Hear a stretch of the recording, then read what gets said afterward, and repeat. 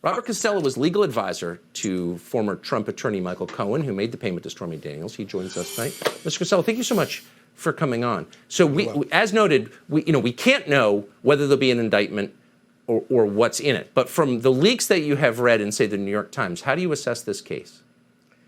Weak, to say the least. I just spent 2 hours or so testifying before the grand jury in downtown Manhattan, and I got my point across, although it was clear to me that the Manhattan DA's office did not want to get to the truth. I need to explain that a little bit. I called them up after I saw Michael Cohen on TV stating things that he said he was going to tell the grand jury and had told the grand jury that were contrary to what he told us when we first represented him in April of 2018. So I'm sitting at home watching these lies, and I said, I've got to do something about it. I don't represent Donald Trump, but I do stand for justice, and I think I have a legal obligation to inform both sides. So that's what I did.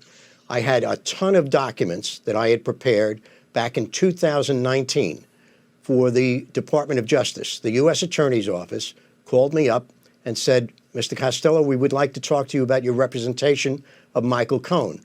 I laughed and said, can I presume you have a waiver of the attorney-client privilege? And they said, you presume correctly. I said, fine, send it over. I'll be delighted to talk to you. That waiver is very clear. And once we had that, I prepared 330 emails, a bunch of text messages. I prepared a contemporaneous report of our first meeting with Michael Cohen at the Regency Hotel in Manhattan, as well as a contemporaneous notes of the interview I had for 2 hours with the U.S. Attorney's Office in the Southern District of New York, as well as contemporaneous notes of an interview by the House Committee on Intelligence, who sent 3 investigators to my office, one of whom is now Dan Goldman, a congressman here in New York. So I had all of this material ready. I sent it to Donald Trump's lawyer, and I sent it to the Manhattan DA's office. And I contacted the Manhattan DA's office, and I asked, could we meet with Alvin Bragg? Because I wanted to present this to Alvin Bragg as I had presented it to the Southern District. I wanted him to look me in the eye and assess my credibility. Did I have more credibility than Michael Cohen? Because Michael Cohen, in my opinion, was lying about just about everything. I specifically told them that there were 2 main points that I wanted to make clear. That Cohen had told us that when we first met him, that he was suicidal.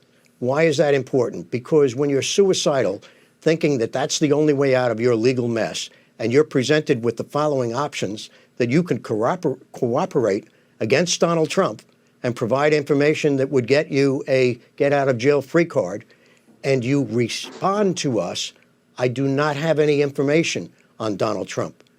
And he said it many times during that 2-hour meeting. I swear to God, Bob, I don't have anything on Donald Trump. And I had my law partner who knew Michael Cohen for 10 years on Columbia Grammar and Prep School here in Manhattan because Cohen was on the board of directors. Yeah.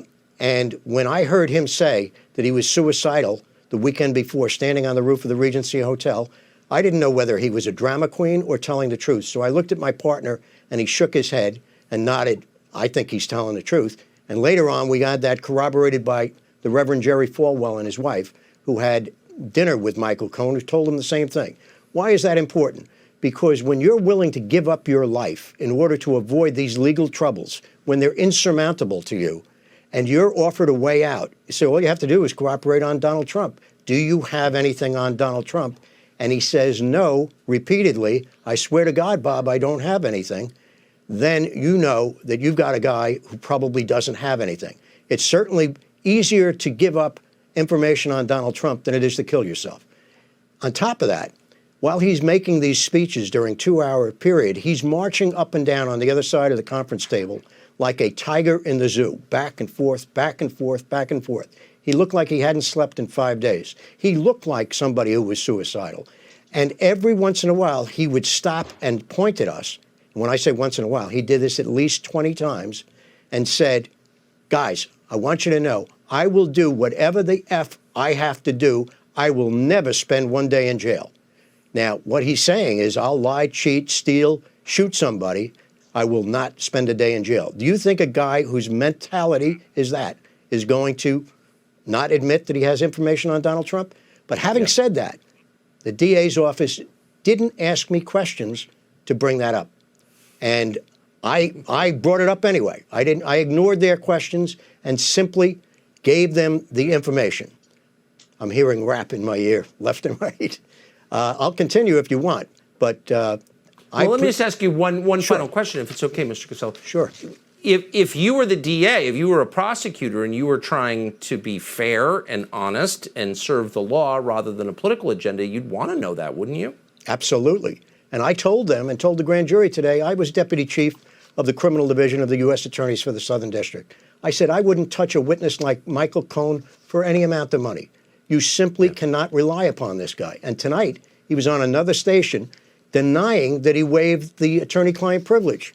Here it is, in writing, and that's his signature on the second page. So that's unbelievable. I guess he didn't know that, and the district attorney didn't know that. And I told them, Michael Cohen has been in your office 20 times and twice in the grand jury, and he forgot to tell you that he waived the attorney-client privilege 22 times? I mean, really, is this the kind of witness you want to ride to the finish line? Not in my book. I think all they care about is the finish line. But I sure appreciate the information that you brought us tonight. You're Robert quite Costello, welcome. Thank you. You're welcome. Thank you.